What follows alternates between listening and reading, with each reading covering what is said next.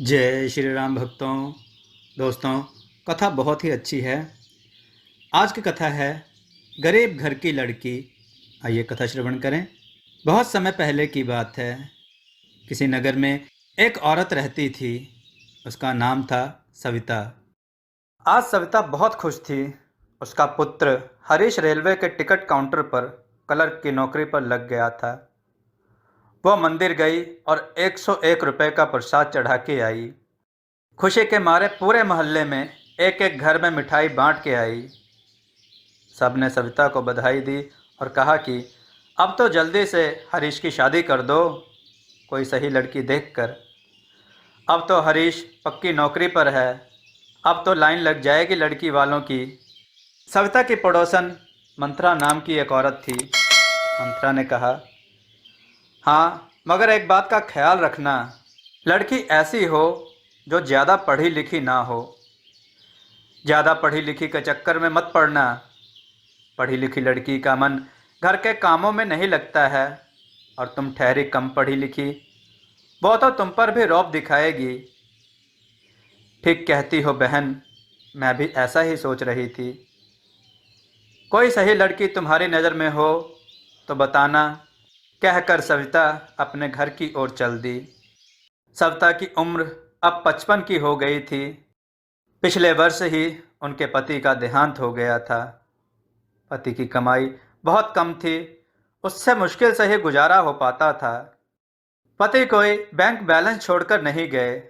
जो थोड़ा बहुत पैसा था वो अंत समय में उनके इलाज में ही खर्च हो गया था। वो तो ऊपर वाले का शुक्र है कि 100 गज का पुराना मकान खरीद लिया था।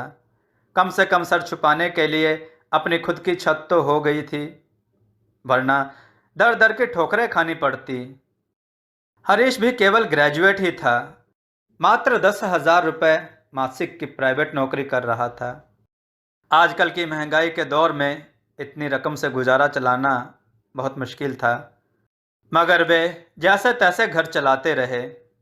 संपन्नता के अभाव के कारण ही हरीश 30 साल का होने के बाद भी हरीश की शादी नहीं हो पा रही थी।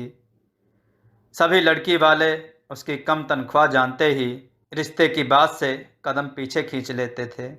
वैसे हरीश एक मेहनती और समझदार लड़का था, और इसमें किसी तरह की कोई बुरी आदत भी नहीं थी। हर महीने की पहली तारीख को सारा वेतन माँ के हाथ में थमा देता था। वो अपने लिए कुछ भी नहीं रखता था। अब हरीश की नौकरी लगने के बाद आर्थिक हालत पहले से सुधर जाएगी, ऐसा सोच के हरीश की माँ को सुकून मिल रहा था। वरना गरीबी और पति की बीमारी की चिंता में घुल घुल कर वो शुगर की मरीज बन चुकी थी। अगले ही दिन मंथरा अपनी सगी बहन की बेटी कोमल का रिश्ता लेकर सविता के घर आ गई। नेक काम में देरी ना हो जाए, इसलिए मैं आज ही आ गई, मंथरा ने कहा। लड़की सिर्फ 8 तक पढ़ी है, दहेज में भी ज़्यादा उम्मीद मत करना।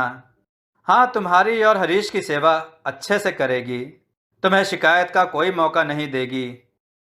लड़की की फ़ोटो देकर जा रही हूँ, शाम को हरीश से बात कर लेना और फ़ोटो को भी दिखा देना। थोड़ी देर रुकने के बाद मंथरा अपने घर लौट गई। शाम को जब हरीश नौकरी से लौटा तो चाय पीने के बाद माँ ने हरीश को कोमल की फ़ोटो दिखाई और कहा, अब मुझसे घर और रसोई का काम अकेले नहीं संभलता, तो जल्दी से हाँ कर दे और इससे शादी कर ले। मैं वैसे भी बीमार रहती हूँ, इसलिए ज़्यादा सोच विचार मत करना। हरीश ने फ़ोटो देखी तो उसे ठीक लगी, परंतु जब उसे पता चला कि लड़की 8वीं पास है तो उसने मना कर दिया। माँ, आज के ज़माने में पढ़ाई लिखाई बहुत ज़रूरी है, मैं इस लड़की से शादी नहीं करूँगा। माँ ने बहुत समझाने की कोशिश की, मगर हरीश नहीं माना।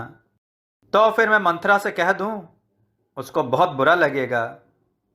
हाँ, मना कर दो माँ, कहकर हरीश अपने कमरे में चला गया। अगले दिन सविता ने मंथरा से महेश से शादी से इनकार करने की बात बता दी। मंथरा का मुंह बन गया, बोली, मैं तो तुम्हारे भले के लिए ही सोच रही थी। तुम अपने बेटे के हिसाब से ही लड़की देख लो, फिर हमसे ना कहना। कुछ दिन बाद हरीश के लिए एक पढ़ी लिखी लड़की का रिश्ता आया। लड़की एक स्कूल में अध्यापिका थी, गरीब परिवार की थी और बड़ा दहेज देने का सामर्थ्य नहीं था। हरीश इस रिश्ते के लिए सहर्ष तैयार हो गया। सविता बहुत परेशान थी। उसने हरीश को बहुत समझाया कि तुम गलती कर रहे हो। कम पढ़ी लिखी लड़की बहुत अच्छे से घर संभाल सकती है। बाद में मत कहना मुझसे। तुम तो अपने से भी ज़्यादा पढ़ी लिखी लड़की से शादी करने को तैयार हो। वो कल तुम्हारी बात ना सुने तो फिर मुझसे कुछ मत कहना। वो नौकरी करेगी या घर के काम संभालेगी, कहीं अपनी रोटी भी अपनी बीमार माँ से तो नहीं पकवाएगी। सविता तरह तरह की बातें सोच के व्याकुल हो रही थी। आखिरकार हरीश के जिद के आगे माँ को झुकना पड़ा और शादी तय हो गई। मंथरा को पता चला तो ताना मारने लगी। बहन, मुझे तो लगता है तुम्हें बुढ़ापे में भी कष्ट उठाना पड़ेगा। नौकरी वाली लड़की कहीं तुम्हें महंगी ना पड़ जाए। सविता यह सुनकर चुप रह गई। आखिर हरीश की शादी मीना से हो गई। माँ शुरू से ही मीना से कटकर रहती थी। उसे डर लगता था कि कहीं मंथरा की बातें सच ना हो जाएं। मीना ने आते ही घर का सारा कामकाज खुद ही संभाल लिया। वह सुबह स्कूल जाने से पहले सबका नाश्ता और हरीश का रोटी का डिब्बा तैयार कर जाती। सब कुछ ठीक चल रहा था। मंथरा को पता चला तो बोली, अभी तो नई नई है इसलिए ऐसा कर रही है। बहुत जल्दी तुम्हें अपना रंग दिखाएगी, बचकर रहना बहन। धीरे धीरे 3 महीने गुजर गए। सविता आशंकित रहती थी, मगर मीना ने एक बार भी शिकायत का कोई मौका नहीं दिया था। एक दिन सविता की तबीयत अचानक खराब हो गई। वो घर में अकेली थी। उसने बड़ी मुश्किल से हरीश को फ़ोन मिलाया। हरीश बोला, मैं अभी पहुंच रहा हूं। जब वो घर पहुंचा तो सविता बेहोश पड़ी थी। उसने जल्दी से लोगों की मदद से उसने निकटवर्ती अस्पताल में भर्ती करवाया। डॉक्टर ने सविता की सार संवार की। थोड़ी ही देर में मीना भी स्कूल से सीधे अस्पताल पहुंच गई। क्या हुआ माँ जी को? उसने पहुंचते ही हरीश को पूछा। पता नहीं, डॉक्टर ने कुछ बताया नहीं, बस ग्लूकोज लगा दिया है। बोला है कि 1-2 घंटे में ठीक हो जाएगी। मीना वहीं बैठ गई। अचानक उसे कुछ याद आया। आपने डॉक्टर को माँ जी की शुगर की बीमारी की बात बताई या नहीं? डॉक्टर ने मुझे कुछ पूछा ही नहीं तो मैं बताता कैसे? मीना तुरंत उठी और डॉक्टर के पास भागती हुई गई और डॉक्टर से कहा, डॉक्टर साहब, माँ जी को शुगर की बीमारी है। क्या माँ जी की शुगर की जांच हुई है? डॉक्टर ने कहा कि यह तो उनके बेटे ने मुझे बताया ही नहीं। डॉक्टर ने फटाफट नर्स को बुलाकर शुगर टेस्ट करने को कहा। जब नर्स ने शुगर चेक किया तो पता चला कि माँ जी का शुगर काफ़ी ज़्यादा बढ़ा हुआ है। डॉक्टर ने तुरंत ग्लूकोज की बोतल हटवा दी और इंसुलिन के इंजेक्शन लगवाए। डॉक्टर ने हरीश से कहा कि आपको मुझे डायबिटीज़ वाली बात बतानी चाहिए थी। असल में शुगर बहुत बढ़ जाने की वजह से इनकी तबीयत खराब हो गई थी और फिर हमने भी ग्लूकोज लगा दिया। अगर आज आपकी पत्नी यहाँ नहीं होती तो इनकी जान भी जा सकती थी।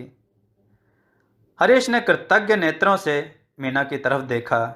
कुछ घंटों के बाद हरीश की माँ की तबीयत सुधर गई। एक दिन अस्पताल में रहने के बाद वो घर आ गई। हरीश ने माँ को सारी बात बताई। माँ ने मीना को गले लगा लिया। बेटी, मैं तुझे गलत समझती थी। आज मेरी पढ़ी हुई बेटी ने डॉक्टर से सवाल करके मेरी जान बचा ली। आज से आपका मिठाई खाना बंद। मीना ने घर में पहला हुक्म रौब के साथ दिया। माँ को बिल्कुल बुरा नहीं लगा। दोस्तों, आपको यह कथा कैसी लगी? अपने विचार और सुझाव कमेंट में जरूर दें। हमारी कथाओं को लाइक करें, हमारे चैनल को सब्सक्राइब करना न भूलें। हमारी कथाओं को शेयर जरूर करें जिससे लोगों को अच्छा ज्ञान प्राप्त हो। जय श्री राम भक्तों।